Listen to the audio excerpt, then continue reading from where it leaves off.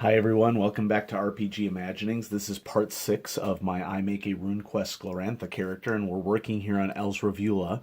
And last time we had worked through the various aspects of skill-based chances based upon the fact that Esrovula is from Sartar, and also we calculated all of the different modifiers that come as a result of our characteristics. So just as an example, my agility, which is based upon several of my characteristics, all the skills within this category get a -5. A comment was made on the last video. One of my points of confusion is I wasn't sure what to do for modifiers for weapons, and manipulation modifier is associated with weapons, is what I learned. And so thank you so much, as always, for everybody who is in posting in the comments, watching the videos to help me with this, because remember that I'm new to Runequest, and I just want to do the best that I possibly can in building a character, but also put something out there that will help people to make characters themselves. And so this was the skill worksheet that I sort of worked off of last time, getting all of these skill modifiers, my cultural modifiers for my homeland, and these are things that I added after the video so that we didn't have to spend time with you watching me listing all these things. What we're going to do in this episode, Step 5, occupation. And one thing that I've noticed in reading and rereading through this section is that it is really important that you understand sort of what the rules are governing these different headers for whatever your occupation is. So I'm going to take some time here in the video to sort of read this beginning section to occupation, so we sort of know what we're going in with here. So each occupation begins with a description of the occupation and then the following entries.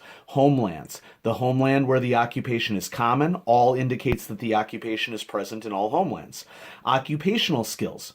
Add the listed bonus to these skills on your adventurer sheet, where more than one bonus could apply on the same skill. So, for example, cultural weapon plus 30%, cultural weapon plus 10%, two separate skills must be chosen. And the example here is you could get battle axe at plus 30% and broadsword in plus 10%.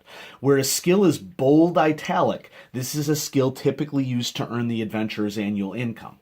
Speaking of base income, this is the base annual income for the occupation. It's explained fully in the Between Adventures chapter, and I just sort of read ahead on this one. And this whole time I had been a little hesitant because I didn't know what the L referred to and money, and L refers to lunar, is the standard unit of coin based off of silver in Runequest. So wherever we see L, that's in lunars. Pardon me. Okay, let's turn the page. Standard of living. This is the standard of living commonly associated with the occupation, and in some cases its legal status. There are 4 levels of standard of living: destitute, poor, free, and noble. More information on page 403. Cults. The cults commonly associated with that occupation.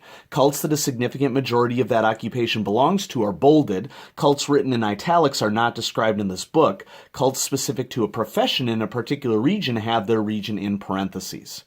We also have rules on favorite passions. An adventurer may take one favored passion at 60% or may increase one favored passion already possessed by the adventurer by 10%, and starting passions can't go above 100%. During character creation. Ransom, the life price for members of that occupation, and there's a little breakout here that describes what ransom is. Just to summarize it for you really quickly, like if you're adventuring and you get into trouble, rather than straight up killing you, a group might ransom you back to your clan for money. And so there is a significant aspect of political intrigue that is inherent in this part of Runequest, that it isn't just, well, you get into combat and you're killed or not. There can be some complex things that can happen for this. Equipment. All adventurers can be expected to have the following gear: tunic, blouse, skirt, breeches, sandals, boots, a loincloth, a warm cloak, headgear, hat, cap, etc. In addition, each occupation lists the standard equipment that a typical adventurer with that occupation would gain. and wear out every year. Write down any goods, coins in the equipment portion of the adventure sheet. I'll do this after this video. The equipment section also lists the adventurers having their cultural weapons. This means that the adventurer owns one of each of the weapons that they can use. An adventurer could own all the weapons listed if the players spread the adventurer's experience among all those weapon skills. The game master and players are encouraged to modify these occupations to fit their purposes. I really appreciate that last sentence because, folks, your game will vary, and you should be role-playing in whatever style is most interesting and fun for you. I've said that many times on the channel. So now we have a list of occupations, and these occupations are very different from occupations that are in a lot of role-playing games. Like if you think of D&D sort of based off of a quote-unquote class system where you're a wizard or you're a warrior or you're a thief, and there are 7 or 8 base classes for the game. Well, in Runequest, these occupations are based upon how you are culturally connected to the realm. And so one thing that kind of surprised me, and I went ahead and went to the BRP forums and got some great advice from the experienced players there, is that I'm looking and I'm seeing farmer here, and I'm like, farmer? Those are 0-level NPCs in D&D. Why would you pick a class that's farmer? Well, what was pointed out to me, and I really appreciate experienced members mentioning this, is that in Glorantha, farmers are expected to take up arms and defend their clan and to perhaps go on a quest for something that is influencing their ability to grow grains, or in the case of a herder, to herd animals. And so I was really encouraged by the members there, and I totally understand the argument, to consider the fact that just because an occupation may not mesh with my classic way of perceiving fantasy role-playing games from D&D doesn't mean that there aren't some major advantages, especially for storytelling, to engage in one of these occupations. And I think that by having this art for farmer here on this page, it really highlights that farmer is not a throwaway class in Runequest. It may be the main thing that a lot of characters are. Now, given what I've learned about Esrovula through character creation so far, I'm sort of seeing her as a warrior. And this is where I'm going to break from what some expectations are for this, especially in the cults area, because Esrovula's cult is not listed under the particular type of warrior that I view her as heavy infantry. I sort of view Esrovula, based upon her skill selection, as a defender, as a protector. If we look at the stats that we've established so far, she has Harmony at 85. She has Beast as one of her major runes, and so I sort of view her as like resisting her natural bestial nature, and that she's going to take on an occupation that will allow her to, of course, do her best by the power that she, or by the fact that she has rune powers, but at the same time, I sort of see it as a aspect of personal conflict in her. And then her main elemental rune affinity is Earth, and Earth has a lot of defensive spirit magic and rune magic. Well, okay, rune magic alone associated with it, and I sort of view her as somebody who's on the front lines, but maybe is in a protectorate role, as like an aspect of whatever military unit she's part of. She's more protecting people who are going on. And so for this, I'm going to go ahead and select heavy infantry as Esrovula's occupation, and I'm just going to make a section here where I'm going to write heavy infantry. In fact, what I think I'll do here, so that we can focus our eye on it, given all the work that we've already done, is I'm sort of boxing it out here on my worksheet that I'm doing for skill modifiers and everything. And so, heavy infantry. These warriors specialize in heavy weapons and armor, sacrificing speed for shock value. They typically fight in a phalanx. To determine the unit weapons, pick one set or roll 1d6.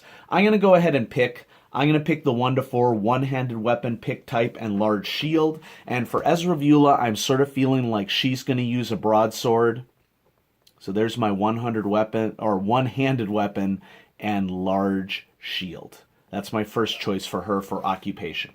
Homelands. Well, my homeland is listed here, and so this is, typical for my homeland in Sartor. Occupational skills. Okay. I recognize that you may not be able to see everything that I'm writing here, but I'm also going off of the book so we can sort of see it simultaneously.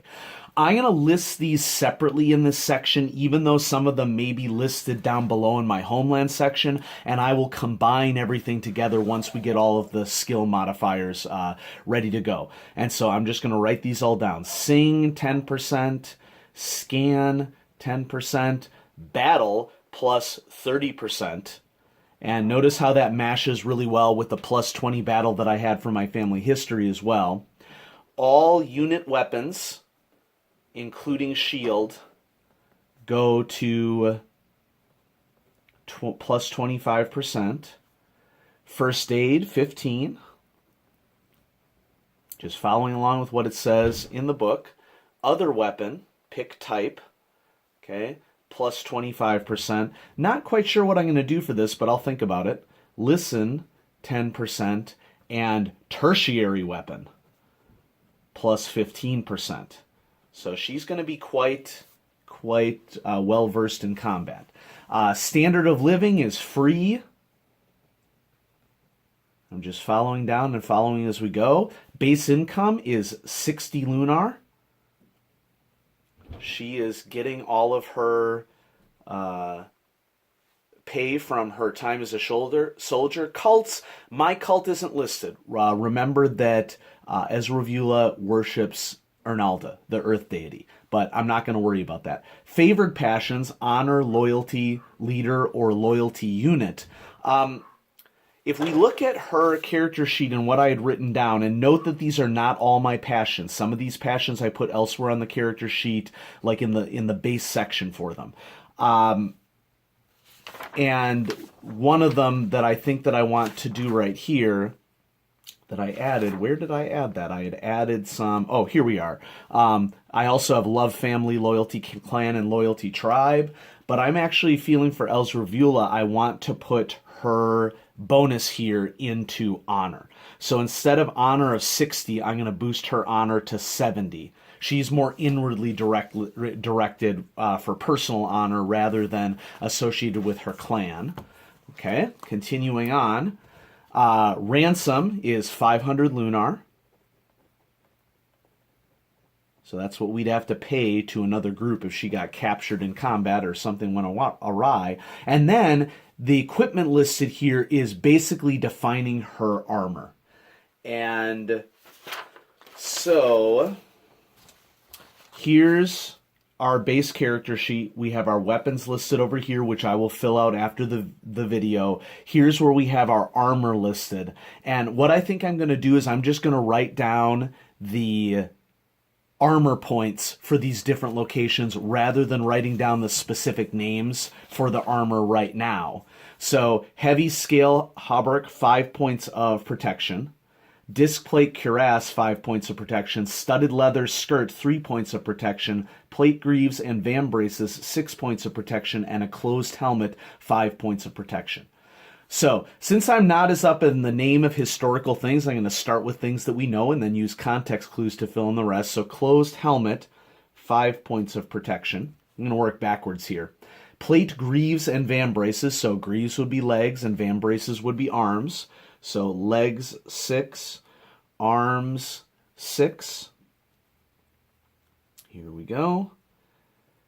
And then what's left? Heavy scale hauberk or disc plate cuirass. Well, notice how they both give 5 points of protection. So I'm just going to put chest, 5 points of protection. My shield is a large shield. Let's go ahead and turn to the equipment section. I had marked it down ahead here. So here we have weapons. And I'm thinking that if I were to turn the page, yep, here we go. Oh, these are ranged weapons. Let's get to our shield statistics, which is what I really want here. So shield statistics, hide, wicker, or wood, gives the strike rank, it gives the damage. I'm not sure whether or not there are points of armor for shields or whether it's just this base percentage for attack. So I'm going to go ahead and just temporarily write down the plus 15% here for my shield. I have a large shield. Okay, and that's what we have for occupation. Those are the main things that we're working off of for a warrior.